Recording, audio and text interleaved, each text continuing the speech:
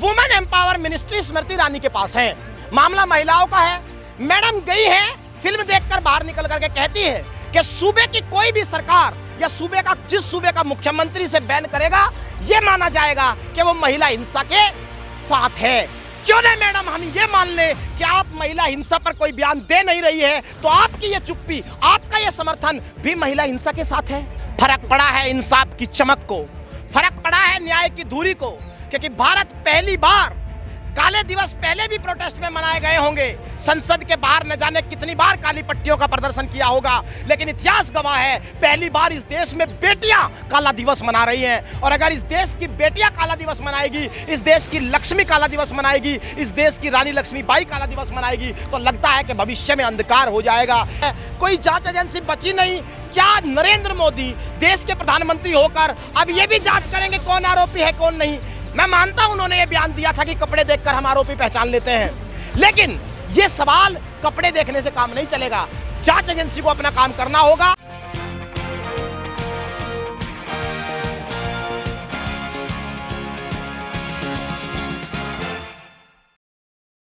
जी, फर्क पड़ा है इस सूरज की रोशनी को, फर्क पड़ा है इंसाफ की चमक को, फर्क पड़ा है न्याय की धुरी को, क्योंकि भारत पहली बार, काले दिवस पहले भी प्रोटेस्ट में मनाए गए होंगे, संसद के बाहर न जाने कितनी बार काली पट्टियों का प्रदर्शन किया होगा, लेकिन इतिहास गवाह है पहली बार इस देश में बेटियां काला दिवस मना रही हैं। और अगर इस देश की बेटियां काला दिवस मनाएगी, इस देश की लक्ष्मी काला दिवस मनाएगी, इस देश की रानी लक्ष्मीबाई काला दिवस मनाएगी, तो लगता है कि भविष्य में अंधकार हो जाएगा। इसीलिए तमाम रोशनी आज काली नजर आती है, क्योंकि दरअसल न्याय अधूरा है, और अगर न्याय अधूरा है तो अंधकार तब तक रहेगा जब तक सरकार की चौखट से गिरफ्तारी रूपी रोशनी निकल कर नहीं आती। इसीलिए यह बड़ा सवाल है। अब तो कर्नाटक का इलेक्शन भी निपट गया, अब लगता है सरकार जागेगी।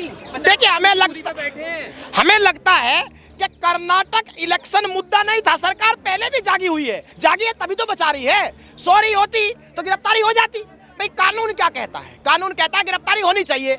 सरकार जगी है शायद, इसीलिए गिरफ्तार नहीं हो रहे हैं। एक बात आप समझ लीजिए, इस देश की कानून की किताब में अगर पहली ही लाइन नहीं पढ़ी जा रही है तो हम ये पन्ना ये कहकर नहीं पलटने देंगे कि ये राजपूतों की लड़ाई है। मैं तो इंसाफ मुझे चाहिए, मैं सीधा आदमी हूं, मैंने कुछ नहीं किया, मैं शिलाजीत की रोटियां खाता हूं क्या? तमाम बहानेबाजी चलेगी नहीं। इस देश में कानून पहली लाइन से लागू होगा। इस आदमी को जेल के सलाखों के पीछे जाना होगा, तरीके चाहे जो हो। अनुराग ठाकुर के रोडों पे न्याय थोड़ी मिलेगा, घर जाइए हो जाएगा कानून के तहत। अनुराग ठाकुर की पूरी बात कर लेते हैं। अनुराग ठाकुर ने कितने बयान बदले मैं आपको बताता हूं। सबसे पहले जनवरी में जब ये बच्ची आई थी तो यहाँ मिलने सबसे पहले अनुराग ठाकुर ही आए थे। उन्होंने कहा कि इंसाफ मिलेगा, कमेटी कार्रवाई करेगी। जो कमेटी बनी 3 महीने में वही ये भूल गई कि मैं कमेटी हूं। तो जब कमेटी को ही कमेटी याद नहीं रही तो इन बच्चों को दोबारा आना पड़ा। दूसरा झूठ इस देश में अनुराग ठाकुर मंत्री जी ने कहा कि मैंने 12 घंटे खिलाड़ियों से मुलाकात की है, वो प्रोसीडिंग्स जारी कर दे 12 घंटे की, तो ये बात झूठ है, ये साबित हो जाएगा। 2 मिनट को 12 घंटे का नारा आप लगा दोगे, इस बात से काम नहीं चलेगा। तीसरी बात, अब वो कह रहे हैं कि कानून कार्रवाई करेगा। कानून क्या है? एक बार मंत्री जी से आप माइक लगाकर ये और पूछाइए, क्या ये सच नहीं है कि कानून यही कहता है कि पोक्सो में FIR होने के बाद गिरफ्तारी होगी? अगर कानून ये कहता है तो जिस देश में सबसे बड़ी पार्टी की सरकार हो, तथाकथित दुनिया की सबसे बड़ी पार्टी, जिसके पास लोकसभा में 302 सांसद हो, जिसके पास समूचे भारत में 1410 विधायक हो, जिसके पास 23 प्रवक्ता हो जो राष्ट्रवाद का गुणगान 24 घंटे टीवी के फर्जी चैनलों पर करते हो, उस वक्त कोई एक व्यक्ति आकर के बता दे कि इस आदमी की चौखट पर कानून आज नतमस्तक क्यों खड़ा है? अच्छा, मोदी जी के एक ट्वीट तक नहीं आ रहे। मोदी जी केरला स्टोरी पे कहते जाके देख लीजिए, बेटी के साथ न्याय हुआ वो। हाँ, यही दुख की बात है कि केरला स्टोरी पर मोदी जी से भी पहले आप थोड़ा सा एक कदम नीचे आओ। Women empower ministry Smriti Irani के पास है। मामला महिलाओं का है। मैडम गई है, फिल्म देखकर बाहर निकल करके कहती है कि सूबे की कोई भी सरकार या सूबे का जिस सूबे का मुख्यमंत्री से बैन करेगा यह माना जाएगा कि वो महिला हिंसा के साथ है। क्यों नहीं मैडम, हम ये मान ले कि आप महिला हिंसा पर कोई बयान दे नहीं रही है तो आपकी ये चुप्पी, आपका ये समर्थन भी महिला हिंसा के साथ है। इसीलिए आपको कहा जा रहा है कि अगर केरला स्टोरी हर चीज का समाधान है तो चस्पा कर दो संविधान की किताब के ऊपर केरला स्टोरी का एक पोस्टर, जिससे देश का हर समस्या का समाधान हो जाए। तो मोदी जी का ट्वीट नहीं आना किस तरीके से देखते हैं? कोई बयान नहीं आया। हम कह रहे हैं कि क्या ट्वीट का मुद्दा है क्या यार? इस देश की ओलंपिक मेडल बेटियों के साथ न्याय के लिए, न्याय की चौखट पर अन्याय हो रहा है। क्या सिर्फ ट्वीट से काम चलेगा? ये ट्वीट से काम नहीं चलेगा। ये बेटियां किसान की बेटियां हैं। इस आदमी को, हमें किसी का ट्वीट नहीं चाहिए यार, हम सस्ते लोग नहीं हैं। सुप्रीम कोर्ट ने कहा है ना, निचली अदालत में जाएं, हाई कोर्ट में जाएं, अगर गिरफ्तारी नहीं हो रही है तो कोर्ट से ऑर्डर कराएं। फिर देखिए, दो बातें आप समझ लीजिए। एक होता है डिस्पोज्ड ऑफ और एक शब्द होता है डिसमिस्ड। हमारी एप्लीकेशन को जिस तरह मीडिया पेश कर रहा है वो डिस्पोज्ड ऑफ हुई है, वो डिसमिस्ड नहीं हुई। कोर्ट ने कहा कि आपने पिटीशन में इतनी ही डिमांड की थी कि एफआईआर करा दो, हमने आपका काम पूरा कर दिया। दूसरी बड़ी बात, अगर हमें सिर्फ कोर्ट से ही न्याय चाहिए होता तो हम महंगे वकीलों के पास आते, गांधी के रास्ते पर चलकर सड़क पर संघर्ष नहीं करते। हमारा सवाल देश की सरकार से है और भारत की संविधान सभा ने यह सुनिश्चित किया था कि इस देश में न्यायपालिका, कार्यपालिका और विधायिका 3 अभिन्न अंग हैं। तो न्यायपालिका ने अपना काम पूरा कर दिया, बात कार्यपालिका से हो रही है और इसे ये काम करना होगा क्योंकि कानून लागू करने की जिम्मेदारी दिल्ली पुलिस की है और मौजूदा सरकार की है। दिल्ली पुलिस तो अमित शाह के और वो कैबिनेट में अमित शाह मोदी जी कहते इस्तीफा दे दूंगा मैं। सवाल यही है कि इस आदमी को इतनी हिम्मत किसने दी कि अपने कुकर्मों को छिपाने के लिए इसने प्रधानमंत्री के नाम की चादर ओढ़ ली। 3 नाम ले लिए ना जी, उन्होंने 3 नाम लिए, देश के प्रधानमंत्री श्री नरेंद्र मोदी, गृह मंत्री अमित शाह और भारतीय जनता पार्टी के अध्यक्ष जेपी नड्डा। क्या इस देश में कानून की पहचान सिर्फ ये 3 नाम है? तमाम संस्थाएं खत्म हो चुकी है, कोई जांच एजेंसी बची नहीं। क्या नरेंद्र मोदी देश के प्रधानमंत्री होकर अब ये भी जांच करेंगे कौन आरोपी है कौन नहीं? मैं मानता हूं उन्होंने ये बयान दिया था कि कपड़े देखकर हम आरोपी पहचान लेते हैं, लेकिन ये सवाल कपड़े देखने से काम नहीं चलेगा। जांच एजेंसी को अपना काम करना होगा और ब्रजभूषण शरण सिंह को सलाखों के पीछे डालना हो। लेकिन क्या ब्रजभूषण शरण सिंह का इस्तीफा या गिरफ्तारी से इन बेटियों को सम्मान मिल जाएगा? जो बेटियां यहाँ पर आज इतने दिनों से बैठी हैं, सिर्फ गिरफ्तारी और इस्तीफे से इन बेटियों का सम्मान वापस आ जाएगा? क्या लगता है मैडम, सलाखों के पीछे जाने से कानून की वो किताब खुलना शुरू करेगी जो आज तक बंद है। जब ब्रजभूषण शरण सिंह तो इस पूरे प्रदर्शन को ही राजनीतिक मुद्दा बता रहे कि कहीं ना कहीं विपक्ष इस पूरे प्रदर्शन को साल 2024 के चुनाव के लिए इस्तेमाल कर रहा है। मैडम देखिए, महिलाओं के सम्मान में ये देश दोबारा आया है, पहले 2011 में भी आया था। उस स्थिति पर जरा गौर कीजिए। उस स्थिति में 2011 में जो आज सत्ता में है तब ये विपक्ष में थे। निर्भया के लिए जब ये लोग निकले थे, क्या ये राजनीति कर रहे थे? अगर निर्भया के मामले में ये लोग राजनीति कर रहे थे, बेटियों के मामले में अगर सड़क पर आना राजनीति है, तो फिर हम राजनीति ही कर रहे हैं, लेकिन हम बेटियों के सम्मान में अलग जगाते रहेंगे। और ये लो जो यहाँ से आज जली है तब तक जलती रहेगी जब तक हर बेटी को क्या नहीं मिलेगा, इंसाफ नहीं मिलेगा। ये तय है। अगले साल ओलंपिक है, इस पे क्या लग रहा है? हाँ, ओलंपिक से पहले एक बात और पे आ जाओ, बहुत काम की बात याद दिला दी भाई। परसों का इंडियन एक्सप्रेस आप पढ़िए, इस देश की सरकार ने बड़ी घोषणा की है। उन्होंने कहा कि 2024 में 26 जनवरी रिपब्लिक डे के दिन महिलाएं ही सिर्फ परेड में शामिल होगी। तो भाई ये 3 महिलाएं हमारी भी हैं, ये खिलाड़ी भी है और ये परेड भी अच्छी जानती है।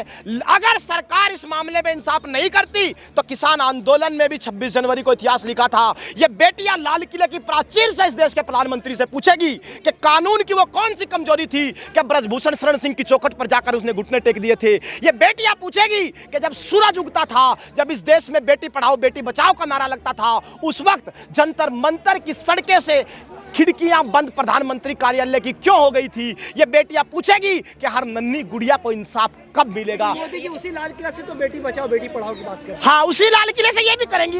इस बार दोनों बातें ठीक होंगी। क्यों? क्योंकि दरअसल वुमेन्स का प्रोग्राम है, महिलाएं सम्मिलित होगी और ये भी महिला है, आमने सामने रहेंगी। जी बिल्कुल। तो किसान आंदोलन में 700 से ज्यादा मरे थे, पहलवानों को ही मरना पड़ेगा क्या? देखिए, किसान आंदोलन में 750 से ज्यादा शहादत हुई।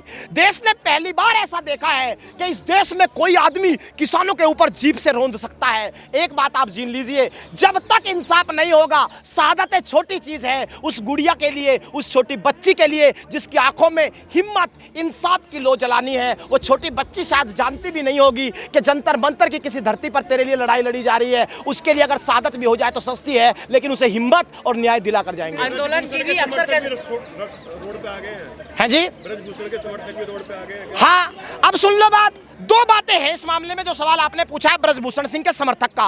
उनका कहना है जी मेरे पास इतने समर्थक हैं जंतर मंतर घेर लेंगे। बिल्कुल लेके आओ, लेकिन अपनी बच्चियों को गोद में लेके आना। अपनी बच्चियों को ब्रजभूषण शरण सिंह के समर्थक गोद में उनसे नजर मिला करके कह दे कि बेटियों को इंसाफ दिलाना गुनाह है। वो कह रहे जी ट्रैक्टर हमारे पास भी बहुत है, ट्रैक्टर तो ले आओ, क्योंकि ये कहावत है कि वो मेरी पीठ में पीछे से खंजर तो घोपेगा, नजर मिलाएगा तो मुझे कैसे मारेगा। ट्रैक्टर तो आ सकता है, लेकिन वो बेटियों के खिलाफ, इंसाफ के खिलाफ, बच्चियों के खिलाफ चलेगा कैसे? उसे ड्राइवर कौन? कह रहे यहाँ पे टुकड़े टुकड़े गैंग की एंट्री हो चुकी है, शाहीन बाग वाले आ चुके हैं। हम एक बात आप समझ लीजिए, मैंने पहले भी इस बात का जिक्र किया है। देखो हमारा हो रखा है ट्यूशन पूरा, क्यों हो रखा है और बता देता हूं आगे क्या होगा। किसान आंदोलन में यही काम होते थे। पहले खालिस्तानी खालिस्तानी खालिस्तान दो, कौन पता नहीं पागल आ जाता था। हमने कहा भाई पुलिस को पकड़ो, हमारा क्या मतलब खालिस्तान से। फिर आ गए हिंदू राष्ट्र दो, हमने कहा भाई पकड़ो, हमारा क्या मतलब हिंदू राष्ट्र से। फिर क्या हुआ, अचानक से कुछ लोग आ गए, सड़क खाली करो, हम तो बिजी हैं, हमें दिक्कत होती है। पत्थरबाजी हुई किसानों के ऊपर, यहाँ पत्थरबाजी भी हो सकती है। ये सारे हथकंडे पहले फ्लोप हो चुके 13 महीने में। हमें पता है आगे क्या क्या होना है, क्योंकि हमने ट्यूशन पूरा कर रखा है 13 महीने की डिग्री लेके। तो इन चीज़ों से हम घबराते नहीं, हमें पता है कितने हथकंडे अपनाए जाएंगे। आज आंदोलन जीवी भी हैं, कल शायद फिर खालिस्तानी कहे जाएंगे, कल फिर पाकिस्तानी कहे जाएंगे। हो सकता है कोई आकर के बेचारा ये भी कह दे ब्रिटेन से फंड लेके बैठे हैं। तो क्या सरकार यहाँ पर इस पूरे मुद्दे को साल 2024 के चुनाव के लिए इस्तेमाल कर रही है? क्योंकि कहीं ना कहीं किसानों के आंदोलन पर भी सरकार झुकी थी, लेकिन एक वक्त का इंतजार किया था। तो क्या लग रहा है कि महिला ये जो खिलाड़ी हैं, इनके प्रदर्शन को भी कहीं ना कहीं भुनाने की कोशिश की जा रही साल 2024 के चुनाव के लिए? मैडम, तपती धूप में गर्म सड़क पर अगर इन बेटियों के पैरों में छाले पड़ जाएंगे, उसके बाद अगर सरकार ने इंसाफ दिया तो इस इंसाफ की हिम्मत क्या बचेगी, वजूद क्या बचेगा, ये एक सवाल है। यानी कि साल 2024 में कहीं ना कहीं भाजपा को बाहर कर देगी जनता, अगर अभी भी इन बेटियों को इंसाफ नहीं दिया है सरकार ने तो? मैडम, 2024 में वोट बाद का विषय है। पहला विषय यही है कि इस देश के प्रधानमंत्री जनता के बीच में अपने माथे पर यह नोटिस चस्पा करके कैसे जाएंगे कि मैंने इस देश की बेटियों को दांव पे लगाकर ब्रजभूषण शरण सिंह को बचा लिया। आखिरी सवाल, ब्रजभूषण कह रहे हैं अगर मैं दोषी पाया जाऊं तो मुझे फांसी में चढ़ा दीजिए, वो डंके की चोट पर कह रहे हैं मीडिया। डंके की चोट पर क्यों कह रहे हैं, सब कारण जानो। क्योंकि वो ये कह रहे हैं भाई ना तो मैं जेल में जाऊंगा, ना कानून की किताब खुलेगी, और मेरे ऊपर तो 84 FIR थी, आज तक तो कोई फाइल खुली नहीं, ना ये खुलेगी। इसलिए कुछ भी कह लो भाई, जेल में जाओ, फास्ट ट्रैक कोर्ट सरकार तुम्हारी है, बैठाओ, 8 दिन में दूध का दूध पानी का पानी। और एक काम और कर दो, इन बच्चों ने नार्को टेस्ट की मांग की है। इस देश में महाभारत में जब द्रौपदी को धृतराष्ट्र ने स्वीकार नहीं किया और कहा कि यह समाज के खिलाफ है, 5 पतियों के साथ एक महिला नहीं आ सकती, तो सबसे पहले द्रौपदी ने कहा था कि मैं अग्नि परीक्षा के लिए तैयार हूं। एक बात ध्यान रखना, इन बच्चों ने अग्नि परीक्षा की बात कही है। अगर वो आदमी फांसी पे लटकना चाह रहा है, उससे पहले वो अग्नि परीक्षा दे दे, नार्को टेस्ट करवा ले और खुद ही आकर के कह दे, बात ही खत्म हो जाएगी। लेकिन यहाँ पर तो कई बार सच नार्को टेस्ट के बाद भी नहीं आ पाता है सामने। तो क्या लगता है कि अब इस पूरे मामले में जिस तरीके से साक्षी मलिक ने बात की नार्को टेस्ट की, क्या उसके बाद सच सामने आ जाएगा? मैडम, वो होगा ही नहीं, क्योंकि देश में कानूनी किताब खुली नहीं रही। खुले तब तो जांच हो। तो आपकी इस पर क्या मांगे कि क्या करना चाहिए सरकार को? क्या सिर्फ और सिर्फ इस्तीफा काफी है? सरकार को सिर्फ और सिर्फ कानून लागू करके सबसे पहले प्रावधान के तहत इसे पहले जेल में डालना चाहिए, जो कानून कहता है।